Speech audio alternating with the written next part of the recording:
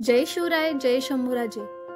सांभार या पदार्थाबद्दल आपल्या सगळ्यांना माहित आहे, पण त्याचा शोध कसा लागला हे आपण जाणून घेऊया। सांभाराच्या जन्माबद्दल अनेक कथा प्रसिद्ध आहे, पण त्यातील एक प्रसिद्ध कथा ही संभाजी महाराजांशी निगडित आहे। ती कथा कुठली, आज त्याचबद्दल आपण जाणून घेऊया। तर दक्षिणेमध्ये तमिळनाडू आणि कर्नाटकाच्या सीमेवर असलेले तंजावर राज्य शहाजी महाराजांनी जिंकले व तिथली जहागिरी मिळवली होती आणि त्यानंतर ही जहागिरी व्यंकोजी राजांना मिळाली।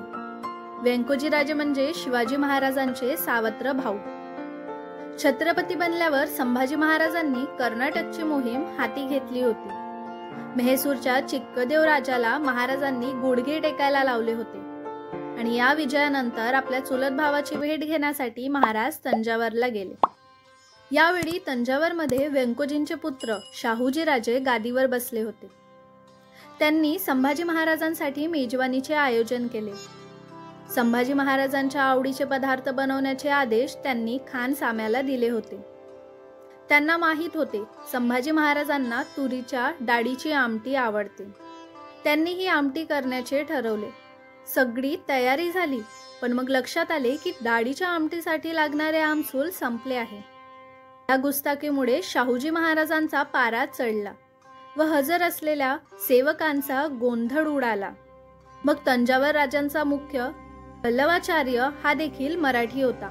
त्याने भीत महाराजांना सूचना केली की आंबटपणा येण्यासाठी आज कोकमऐवजी चिंचेचा कोड वापरून पाहावा, आणि हा प्रयोग यशस्वी झाला आणि त्याला संभाजी राजांच्या खिदमतीची आठवण ठेवण्यासाठी त्याचं नाव सांभार असं ठेवण्यात आलं।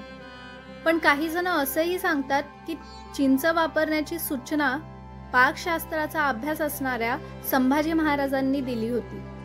पण असा देखील दावा केला जातो की सांभार हे छत्रपती शिवाजी महाराजांचे मोठे बंधू संभाजी महाराजांसाठी बनवले होते। असो, पण हे मात्र नक्की आहे की सांभार ही महाराष्ट्राची देण आहे।